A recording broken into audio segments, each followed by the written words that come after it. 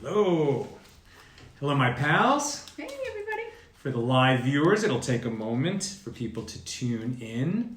Would you like to share it into the forum while we're waiting? Oh, well, it hasn't shown up yet. So. Ah, there it is. Oh, Okay. Show it up now. And let us light this. An accidental Talmudist, we're always Okay. lighting up the darkness with Jewish wisdom. All right. Ron Beltz is in the house. James Roth is in the house.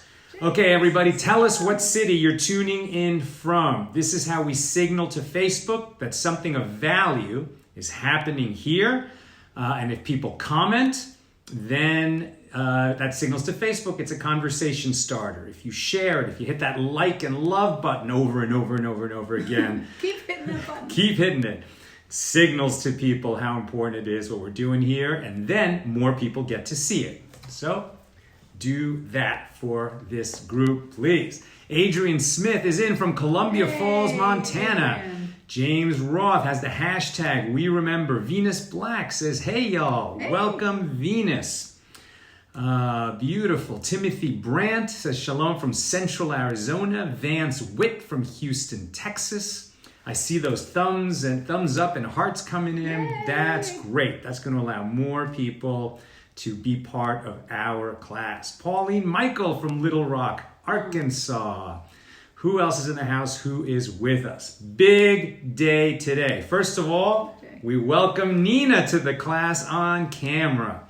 She's always behind the scenes. Now you joined in. It's so good to have you. Thank you. All right. Sandy McMurray says, we remember in Michigan. Meg Swan from Oregon. We remember. Why is this the hashtag? We've got it here. We remember. Today is International Holocaust Remembrance Day. I believe this is the anniversary of the liberation of Auschwitz, right? I think so. Yeah, so there's two Holocaust Remembrance Days. This is the international one. And we're working with the World Jewish Congress to get the word out as far as possible. That's the hashtag We Remember. And then there's the more Jewish remembrance. That's Yom HaTzmaut, right? No, Yom HaZikaron. No. No. Yom HaShoah. Yom HaShoah, and there's Yom HaZikaron and Yom HaTzmaut is Israeli Independence Day. Yom HaZikaron is Veterans Day. Memorial Day. And that's later in the year. Yom HaShoah is the one kind of among the Jewish people, and particularly in Israel. This is a more international flavored day. But look, there can't be enough days to remember. And we also have, interestingly, a dear friend of ours who was a survivor actually died on this day last year. He died, Bob Jeminder died on International Holocaust Remembrance Day. And some longtime viewers of our show will recall that we had Bob and his girlfriend Gabby. They were the cutest couple. They were both survivors, and he spoke all around the world about his horrific experience in Poland. And Bob died 1 year ago today. So we're remembering the 6 million and everybody that suffered, but we also are also specifically remembering Bob on his first yahrzeit. And I just actually had a message from Gabriella. From Bob's girlfriend, who's also a survivor and a dear friend of our family. She lives across the street, and right now she's in Krakow, Poland. Oh wow! Doing some Holocaust work. She's an international speaker, and she tells her story to audiences around the world. Yeah. So what the big initiative that World Jewish Congress does every year, and I hope you'll be a part of it, is very simple. Hashtag We Remember. So just write We Remember on a piece of paper like we've done, hold it, take a picture of yourself, and post it to all your social media with the hashtag We Remember. Make sure you use the hashtag so that it'll become part of the group of We Remembers that World Jewish Congress. I think they had like almost 1 million last year. So let's help them make their goal. So let's get the word out. Let us get the word out. Every year becomes more important, because the Holocaust is diminishing from the world's memory, and it must never be allowed to do that. Yeah. I would also like to dedicate today's learning to my grandfather. This is Imre, my grandfather Imre. People who've heard me tell my story about my grandmother and the great love that she, Magda, and her husband Imre had. This is Imre, and he perished at Dachau, in a concentration camp at Dachau. And so we dedicate today's learning to him. May his memory always be for a blessing. Amen. All right, so we started on a morose note, but there's a lot to cover today. So this is AT Daily. We are now in the new cycle of reading the Talmud that began on January 5th. We're in the first volume of the Talmud, Berachos, blessings, and we've been talking for these 3 weeks about laws surrounding the recital of the daily Shema. And of course, we've had some very interesting digressions in that. First, what time of day we can do it, and then what to do if we're interrupted. And lately, obstacles, impediments to reciting the Shema because of conditions that are going on around us. Physically, what's physically going on in the environment when we seek to fulfill the daily obligation, evening and morning, to recite the daily Shema. And now we're going to get into some provocative rules, because these are rules about what happens when there's a naked person near you. So there's a bunch of rules appertaining to that, and some of the digressions that grow from that are truly interesting. All right. The Talmud is all about digressions, and then digressions from digressions, and from digressions from that. And as I mentioned several times in our study, the Talmud will look into literally every nook and cranny of human activity to figure out what is the right way to handle it. We had a question. I shared an article. If you haven't seen it, it's on our page between this show and yesterday's show, called 21 Facts All Jews Should Know About the Talmud. It's a great little article from Chabad about kind of just a very fast overview of what the Talmud is and how it works and who's debating with who, why the Talmud is so central to Jewish life and Jewish study. And somebody commented on the article that it seems to them like, why would the Talmud be prioritized over the Torah? If the Torah is the fundamental document So explain just quickly the difference. Of all Judeo-Christian Islamic civilization, really. So, and the answer is the Talmud is not prioritized. So what is the Torah? The Torah technically is the 5 books of Moses, the cornerstone of the Bible, the first 5 books of the Bible. Torah more generally refers to all of the study that comes out of the Torah. It also refers to the whole Tanakh, or the rest of the Bible, the books of the writings and of the prophets. But also when we study the laws of the Torah and try to understand, because the Torah itself is written so compactly. Right. It lays down laws, but it doesn't tell you exactly what it means, exactly how you follow it. So the Talmud, could you say, is kind of like a user manual to the Torah? It's a user manual to the Torah, right? So and it's the oral tradition. That's what it really is. It's the Torah shel peh, the Torah of the mouth, the oral tradition. And there's certain rules in the Torah that you would not understand but for the oral tradition. Like when we say the daily Shema, you will bind these words as a sign upon your hand or a symbol before your eyes. That's tefillin. That's not spelled out in the Torah. That comes from the oral tradition. And God said the oral tradition will be passed down from generation to generation orally. It's meant to be studied among people with teachers and students and scholars. That's what we're doing right now. And that's what we're doing right now. So you can't say that the Talmud is prioritized over the Torah, because the Talmud is only about studying the Torah. That the Talmud is Torah study. Right. But it's been added to commentaries on commentaries for 3,000 years, so the Talmud has grown very large. So it takes a lot of time to get into the Talmud, and that's why it's a 7.5-year cycle that we're now on. But the Torah is the primary thing, and in fact, ideally, we're supposed to read the Torah every year at least 3 times. Right? At least 3 times. 3 times. We read the whole Torah every year. And properly, you should read each Torah portion 3 times during the week that you're studying it. So, that's to answer that question, how the Talmud fits in with the Torah. All right, so we're talking about the obligation to recite the Shema. The evening Shema, sometimes we say it at evening services. We do say it at evening services, but even so, then you have to repeat it when you lie down, when you get into bed. You won't do all 3 paragraphs of the Shema, but you'll certainly declare God's unity, take on the yoke of heaven, And the first paragraph, you shall love the Lord your God with all your heart and soul, etc., lying in bed. But not on your back. Not exactly, not on your back. You have to do it on your side. Yeah. So here's the thing. What if you're not alone in bed, right? So if you're a married couple and you're sharing the bed, that's one situation where you're not alone in bed.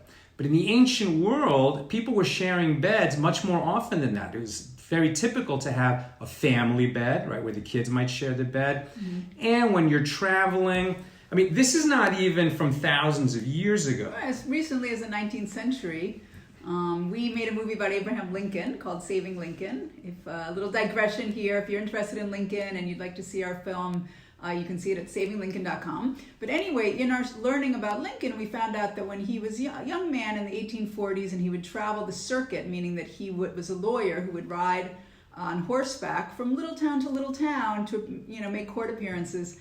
And he and his buddy, or however many lawyers were traveling together, would share a bed. I mean, it's just people weren't rich enough to have their own bedrooms and their own beds. So it's just the most common thing that people, to stay warm, to be comfortable, would end up more than one person in a bed, sometimes more than two people. And it was not sexual. It was not sexual at all. It was just typical of the day. And it was just common.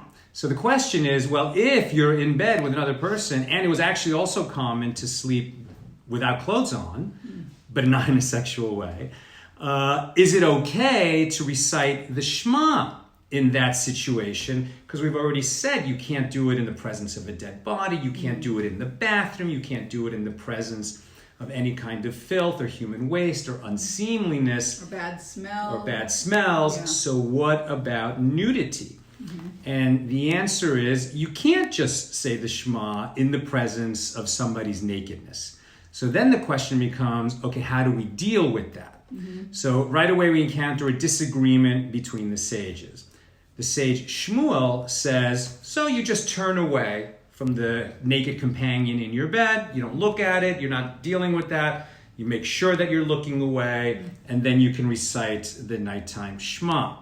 Rav Yosef disagrees. He says that if you are in bed with a naked person, it's not enough just to turn away. You have to make sure that there's a barrier between you and the nakedness of the other.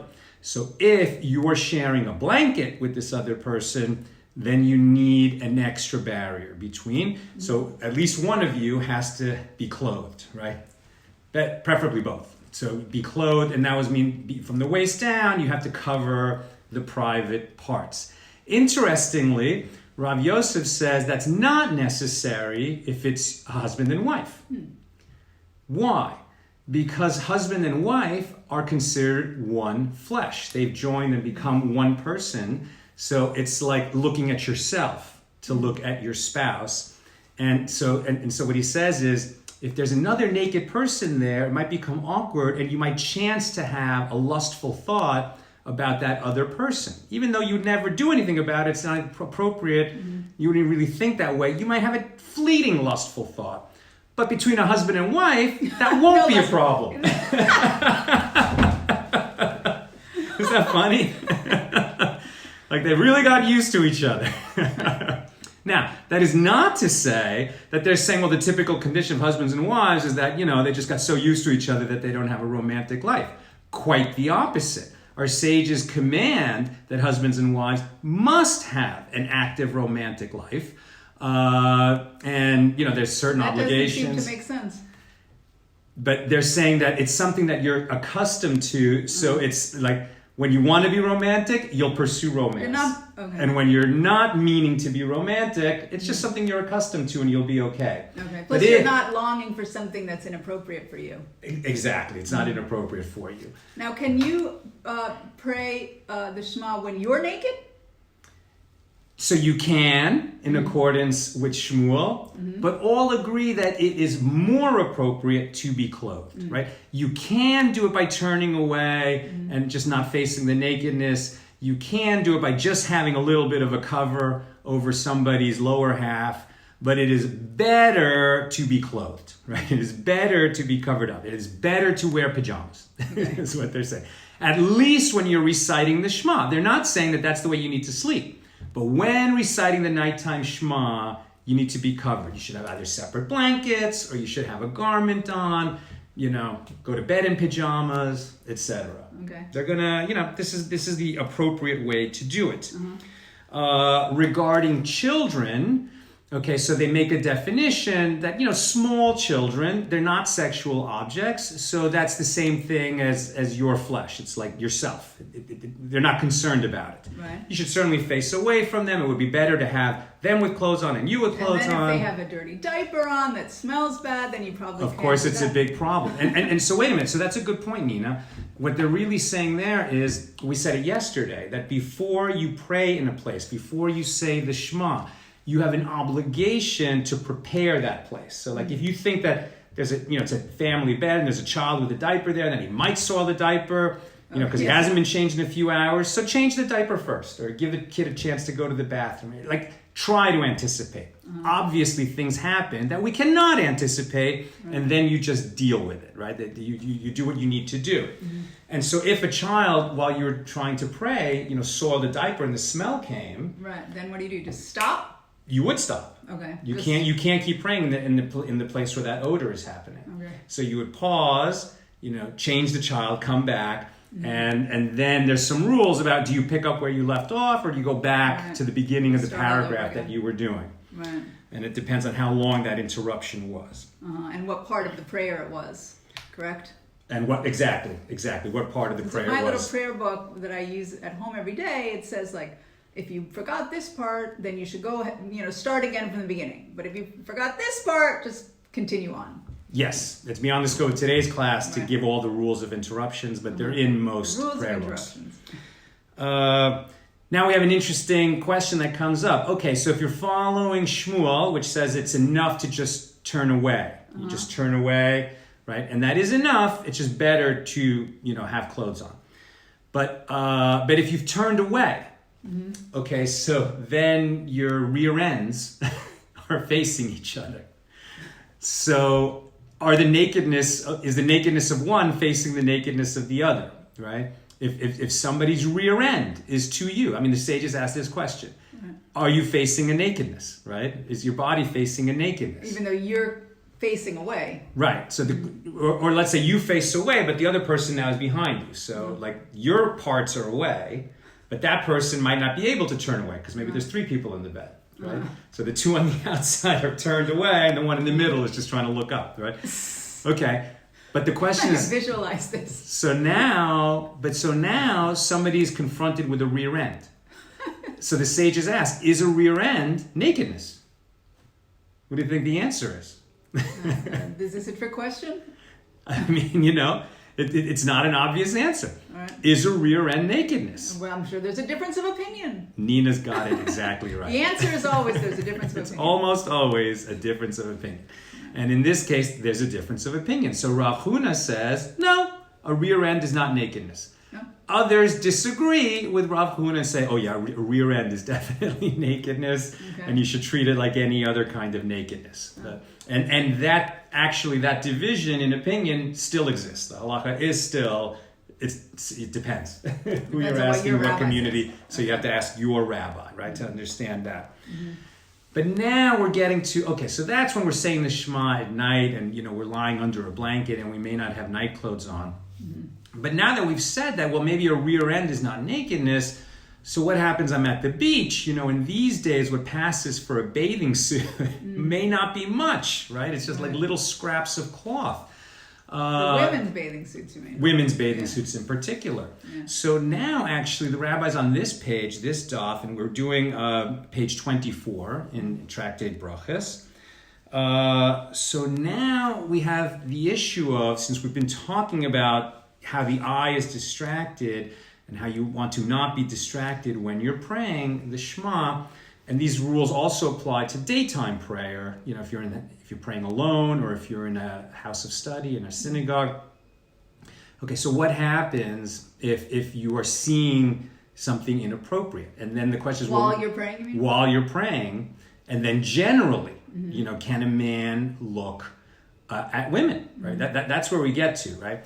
And this is incredibly timely and modern, right? This discussion, this idea of the male gaze, right? And what it means, a lot of papers have been written about this, particularly these days. This gets studied a lot. Now, our sages say that it is not permitted for a man to gaze at a woman who is not his wife for the purpose of getting sensual pleasure from the looking, right? She can dress however she wants. That's not what this law is about. And we're not saying women can dress whatever they want. There's also laws about modesty. But right now we're talking about the law of the man looking, right? And the sages say that the man cannot look at a woman who's not his wife for the purpose of getting sensual pleasure. Now, you'll see some men, very religious men, will take this to an extreme, and because they're afraid that they will start to get sensual pleasure, they will avoid looking women altogether. Yeah. Right? Which can honestly be kind of alienating as a woman. When my first time in Israel, I noticed that, and it was an Aish trip, it was an amazing trip, and we learned from just some of the greatest rabbis and rebbitzins. But I always felt like, well, I must be doing something wrong. I'm so insecure about my lack of Jewish education, and none of these rabbis would like look me in the eye, and I just felt like, oh, well, I'm a problem, or they don't want to be talking to me, which may be true. But looking back, I think it may be just that's their, that's what they don't look at That's women. their custom. Yeah, but it's not all rabbis, not even... Definitely not. Not even in Not the even- Hasidic or very... definitely from not Orthodox all world. Aish rabbis, not all Chabad rabbis are very... Chabad rabbis will almost never do this. Will engage, yeah. Right. So I understand the point of view, but from a woman's perspective, it can be a little alienating. Right, and the key is for sensual pleasure, for the purpose of sensual pleasure. So obviously you can do business with a woman, you can watch a woman give a speech. I mean, you can do all kinds of things, even if you're a totally Orthodox frum rabbi. You can engage with women. It's just he has to train himself to make sure that he's looking her in the eye for the purpose of interacting with her, and not to gaze on her with ulterior, pleasure-driven, licentious motives. That's what the sages are saying is prohibited, right? Right, which is very hard in our society. I mean, driving around LA, there's billboards with totally scantily clad women. Almost looks like pornography, like stuff that would probably have been considered pornography, 30 years ago. And I'm sure that's very hard for men that are trying to not, Exactly. gaze. Right. The culture has gone insane in this way. Very challenging. Yeah. Think about it. Like, the world was not, just people in general, men and women, did not have sexuality thrust upon them visually.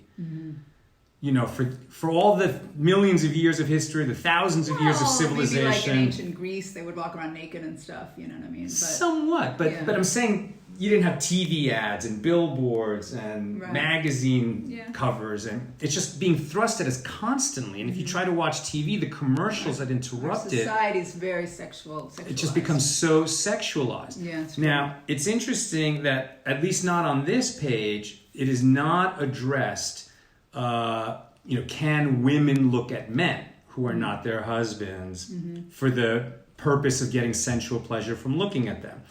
And if you think about a TV show like America's Got Talent, which is a fun show that has magicians and singers, etc., and it has male and female judges, and they actually kind of made a point where the female judges were often commenting on how these really good-looking men were eye candy to them. Okay. And it was almost like like a leveling of the playing field that was being sought on that show. So we don't have a law here that's given. I'm wondering what people think. What do we think? Do we think that women are prohibited from looking at men in the same way that men are prohibited from looking at women for the purpose of sensual pleasure? Is it possible that law is not given because it is not necessary? Is the female gaze just different than the male gaze? In what way? I think men are more visual. I just think men are more attracted to women on a physical level. I think we're getting at the question of, are men and women different, right? Are they biologically different? Both physically and sort of psychologically. certainly it would seem that men are more lustful with their eyes, talk about it, look at it, pursue much more it. prone to watch pornography. And, Just statistically more prone to do those things. Yeah. And some might say that, well, they're only prone to do those things because society has evolved that way. And others would say maybe they're just biologically different, both internally and externally. Pipe in, guys. I mean, we definitely live in a culture where there's a lot of people feel that gender really is just a social construct. It's not connected with biology. And I just don't agree with that. So if you want to make the case for gender really being, not as connected with your body and et cetera, in terms of how many genders there are, I don't really want to get into that. Certainly there's some people that are transgender, but just in terms of, I don't think gender is a social construct. And I can tell you that, we have 2 kids very close in age, a boy and a girl. And when they were little, like if I would give them each a stick, he would make a sword and she would make a wand. And it wasn't because we were teaching them what to do, so there's definitely inborn differences. That said, it's not so rigid, and there's definitely, some fluidity. So these are really interesting questions. And specifically today, we're speaking about the difference between the male gaze and the female gaze. Mm-hmm. Let me just adjust this. Oh, kind of like that. Okay. We discussed that. Okay, so as the sages are discussing, well, what are you gazing at, right? You can't gaze at women for sensual pleasure.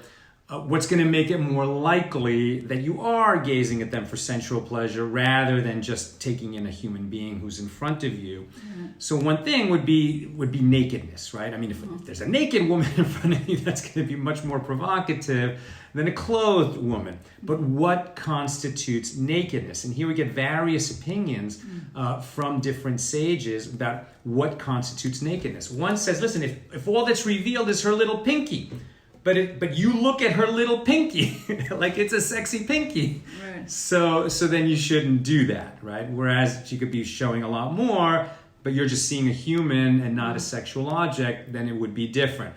But still, they're going to be more stringent on things that are likely to produce a reaction and are likely, to invite that licentious male gaze.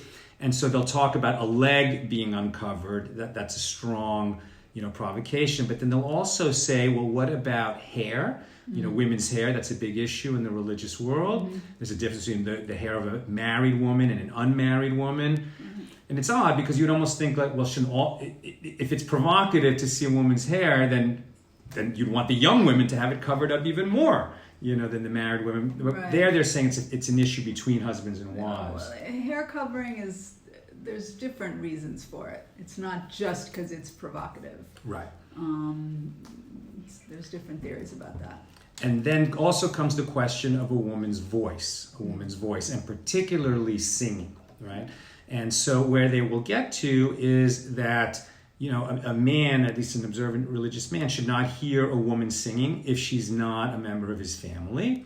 And particularly when reciting the Shema, you wouldn't want to hear a woman's singing voice. Now, here's a sharp divide between the Orthodox world and the non-Orthodox world, right? And the conservative and Reformed and Constructionist synagogues, the whole congregation is singing the Shema together out loud. In the Orthodox world, they're not. Men and women are sitting separately. Women are often not at services because they don't have a requirement to go to services. And the men, will sing out the Shema, but not in unison, by the way they do in more liberal synagogues. Everyone's just doing it on his own, and you seek to not hear a woman singing any kind of singing, while you're reciting Shema. There is a proviso on that if it's a woman whose voice you're accustomed to hearing and is not likely, to entice you in any way, right? So then it doesn't matter, even reciting the Shema. And so there you might say, if you're reciting the Shema and your wife is singing near you, so it doesn't really matter, right. Or your kids. So what about somebody like me who just has such an execrable, absolutely awful singing voice? It would be the opposite of being alluring. Hearing me sing would totally kill the mood. I don't know if that's even true. That's not No, really because for these guys in that world where there are no women around when they're praying, Right. just the way they are. Yeah. And then they hear a woman's voice. It's almost like if she's singing badly, it's going to draw even more attention. So who knows? We're not giving the final answer on the status, of hearing women singing, but we're just alerting you to the fact that it is a question. It does imply a kind of nakedness, and so generally, observant religious men will avoid hearing women singing all the time, and especially when they are praying. Let me just check out my notes. Okay, so that's in terms of nakedness and nudity in bed and out of bed while reciting the Shema. And now we actually come to the next topic. When one is praying, so like in more formal prayer, so he has said the Shema as part of the prayer service, and then he's going to do the Shemona Esrei, also known as the Amidah, the 18 blessings, every day. What about natural body functions, right? So while praying, we try to avoid, we're human, so we can't always avoid, but we try to avoid belching, yawning. Oh, yawning. We try to avoid it. Yawning. And obviously a yawn can come over you, so if it happens, it happens. Well, Right? yeah. But sometimes a yawn, sometimes you can control a yawn and sometimes you can't. So they just say you try to avoid. Okay. Right? You try to avoid belching, you try to avoid yawning, you try to avoid sneezing. Obviously, you can't hold in a sneeze. But sometimes you can, but no. yeah, and if you're allergic to dust, and you know that dust makes you sneeze, so you try to avoid praying in a dusty place that might make you sneeze, right? Okay. So you're just doing your best as a human. Right. Spitting is something that we have a lot more control over, right? So you should avoid spitting when you're praying. Yeah. Kind of makes sense. It would seem to degrade the mood and the activity of prayer if you're spitting, so you should avoid spitting. But if you're a delicate person who just really will be very distracted by having a mouthful of spittle, or maybe you're sick or you're allergic or you've got something going on where your spit glands are just making a lot of spittle, and you don't like to swallow spit for whatever reason, so you feel like you need to spit. Then you leave the room, spit, and come back? Yeah, or if you're in a place where that doesn't work, but you're outdoors, you wouldn't spit on the floor, that's so gross. But if you're like outdoors and you can spit and you want to interrupt your prayer as little as possible, so you would spit behind you, so that the spittle on the ground would not be in front of you, where you're trying to keep your field of vision. Right, and you feel the vision because you're trying to keep things elevated, right? And you want to avoid having filthy things anywhere near you. So then the rabbis talk about, well, what happens if you sneeze? Now, the sneeze is so involuntary, right? I feel like I'm going to sneeze Wilson right now. says it's sounding medical. It is. For sure. I mean, we're going to go into every area of human life, right? Okay, what about a sneeze? This is interesting. So a sneeze is so involuntary. Sometimes they come very suddenly. I mean, you don't even have a chance. Like sometimes a sneeze is coming strong, and some people will like suppress even a strong sneeze. I don't think that's a good idea. I think that can be quite dangerous, actually, trying to suppress strong sneezes. Okay. And so one of the sages says, well, if you do sneeze, it's a bad omen. It means that your prayer is, encountering some resistance up above. Oh, wow. And it's a bad omen for you if you sneeze. But then other sages say that's absolutely wrong. Yeah. Absolutely wrong. Yeah, that would freak people out that have a cold or something. Yeah, and in fact, a more prevailing opinion is if you sneeze while you're praying, it's a good omen. It's a good omen because a sneeze sort of clears you out, and it's almost like a pleasure. Like, when you need to sneeze, it's very distracting, and then when you finally sneeze, it's a relief, right? Okay.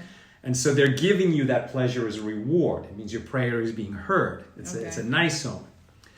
But, say other sages, a sneeze from above, so that's a good omen. A sneeze from below is not such a good omen.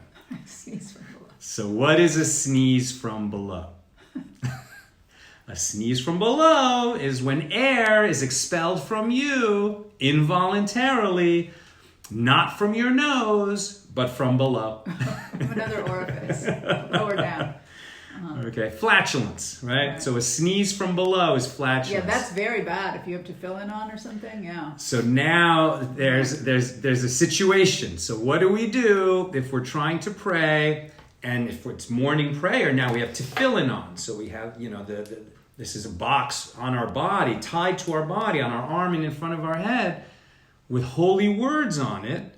So you'd really like to avoid creating flatulence while you're wearing it. So if you can hold in the flatulence, you should hold in the flatulence, right? But sometimes you can't. Sometimes it's just so strong or so uncomfortable. I think usually you can, but certainly there's... Sometimes it gets away from you. Okay. As people get older, maybe Okay. it's more difficult even to control it. Uh-huh. So there's actually a procedure for what you do if flatulence comes upon you while you're praying and you're wearing tefillin. Okay. Right? So I'm just going to read this verbatim because it's worth reading. Okay. So, one who was standing in prayer and sneezed from below. It's such a nice little euphemism. And I want to mention that. Sneeze from below. It's a euphemism, sneeze from below, right? It's a much kinder, nicer, sweeter way to say than saying flatulence or, F-A-R-T, right? Is that We're a being delicate. word? We're being delicate. The F word. But it's important to note how delicate the sages are being. They feel that they must address every area of human life. They have to talk about it because people have to know how to handle it. They want to be refined. But they insist on being refined. And we really can learn from them, right? Like, we should not curse, ever. And I can't say that I have reached a level of refinement where no one would ever hear a curse escape my lips. I mean, we live in a culture where we haven't reached that level. Even politicians at the highest levels are cursing in public these days. It's really become normalized. Celebrities, constantly, Twitter, Facebook, social media. I mean, people using dirty words all the time. I think I've kind of eliminated it except for one situation, like if I hit my knee, that's that moment when you're in really bad pain. It just might escape you. Right. So, and I actually read a study that cursing when you've been badly hurt, like in that moment, actually does make you feel better. So that's what I tell myself. I'm sure it does. But I've really tried to eliminate it, to the degree that I can. It's something to aspire to. Yeah. We really should clean up our speech. Yeah, and that's kind of not that difficult. Yeah. And when our kids were little, we never cursed. Oh, we never did. We just never did. I mean, we're so conscious of not cursing in front of our kids that we never did. Yeah. So clearly it's possible if you're motivated enough, and we need to be motivated enough to clean up our speech, right? Not to use dirty words. And then while we're on the subject, cleaning up our speech also is avoiding all lashon hara, speaking negatively about other people. That's a subject for another day. All right, so as we started to say, so the law of one who was standing in prayer and sneezed from below. One who was standing in prayer and broke wind must wait until the odor dissipates and only then resume his prayer from the point that he stopped. If one feels that he is about to break wind, he distances himself 4 cubits from where he was standing, and after breaking wind, waits until the odor dissipates before reciting this blessing, this prayer. Master of the universe, you have formed us with many orifices and cavities. Our disgrace and shame in life are clear and evident before you, as is our destiny with maggots and worms. Only then does he return to the place that he had been standing and resume his prayer. The Rima, it's one of our commentators, the Rima notes that this applies specifically to one who is praying at home.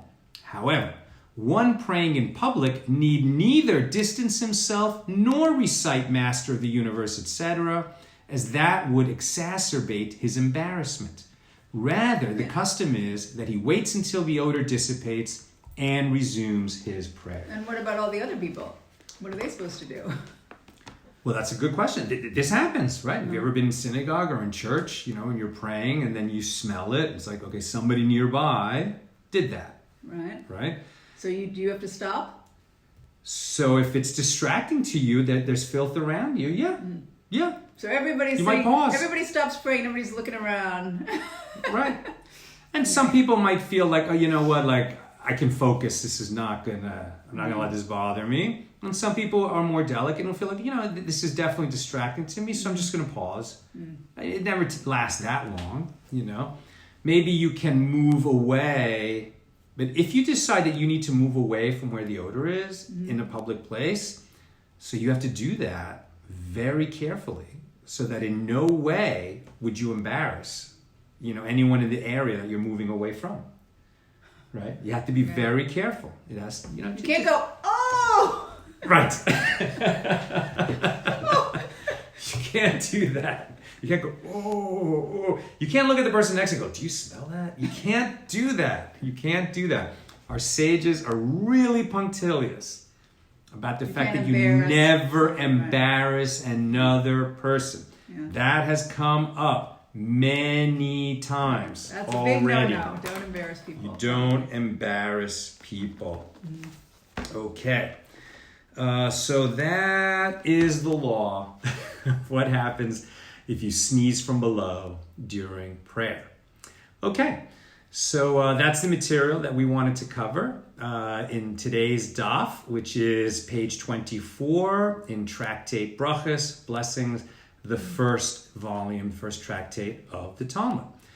Does anybody have any questions? I see Dan DF says, the odor is good for your health. Shouldn't we thank Hashem for it? Don't serve cholent and kiddush, yeah. Listen, anytime that the body functions normally, it's good to be grateful for it. We covered in yesterday's class that somebody had asked, you know, just when they go to the bathroom normally, they feel very grateful because they have relatives who've had serious kidney problems, were not able, you know, to evacuate liquid in a normal way. You had but one, and then the other kidney shut down, eventually needed a kidney transplant, etc. Yeah. And so the relatives of that person, anytime they go to the bathroom and everything is normal, they're so grateful that they were thanking God while sitting down inside the bathroom. And they asked, is it okay? And the answer is, you don't want to thank God, you don't want to mention God's name, you don't study any kind of scripture or recite any kind of prayers in the bathroom. But to feel that gratitude is really good, and that'll motivate you that as soon as you finished your business in the bathroom, when you leave the bathroom, then yes, absolutely, say the blessing, Asher Yatzar, thanking God, you know, created the body with wisdom, with many openings and passageways, and if you know, it is well known and revealed to before the throne of glory that if even one of these openings was blocked, or one of these passageways was punctured, then nothing, it would be impossible to stand before you. Blessed are you, Lord of the universe, who creates the body with wisdom. Right? That's not the exact text, but that basic idea and saying that when we leave the bathroom is a beautiful spiritual practice. And by the way, one of the sages said, you know, regarding this law, regarding this law of how to handle when you sneeze from below during prayer, Rabbi Abba said, had I only come to the assembly of the sages to hear this teaching, Dayenu, it would have been sufficient for me. Or it would have been sufficient for me. Dayenu means it would have been sufficient for us. But that's how important these kinds of teachings are. Why? Because in those kind of funny, uncomfortable, you know, sort of real physicality-oriented laws, you know, we discover, you know, how close we are to elevating our lives, to have, you know, feeling the divine. The divine is all around us at all times. When we remember to be thankful, when we remember to curb, you know, our tendencies for a higher purpose, then we're really learning, we're really elevating, we're really getting somewhere in our personal evolution. Okay. Should we shut it down? Yeah. I'm not seeing any other questions. I'm just going to pull the camera a little bit closer to me because isn't it nice to have Nina in the classroom with us? Usually she's backstage and I'm doing this myself, but you are a great person to learn Torah with, honey. I don't see any other questions, I don't think. Dan says, don't serve Cholent Kiddush, recipe for disaster. And Adrian says, thank you for your time and sharing your wisdom from a Gentile in Alabama. It's so great that we're all learning this Torah together as a worldwide community. All are welcome here. All are invited. Okay. And is that it? And Patricia Lynn says, good to see you, Nina. All right. All right, my dear pals, it's great to light up the darkness with you. Today's International Holocaust Remembrance Day. This is the hashtag, We Remember. It's a great thing. If you can take a picture of yourself and put it on your social media with a simple sign like that, We Remember. Tell people why you're doing it, that we should all remember the horrors of the Holocaust. And today's learning was dedicated to my grandfather, Imre, who was taken from this world and robbed of his life and the opportunity to share his life with my grandmother. And with your mom, who had no dad. And with my mom, who never met her dad. He was taken away before she was even born. Of course, I never met him, so I look forward to meeting you in the next world, Grandpa. All right, that's it from us. Sending you lots of love from LA.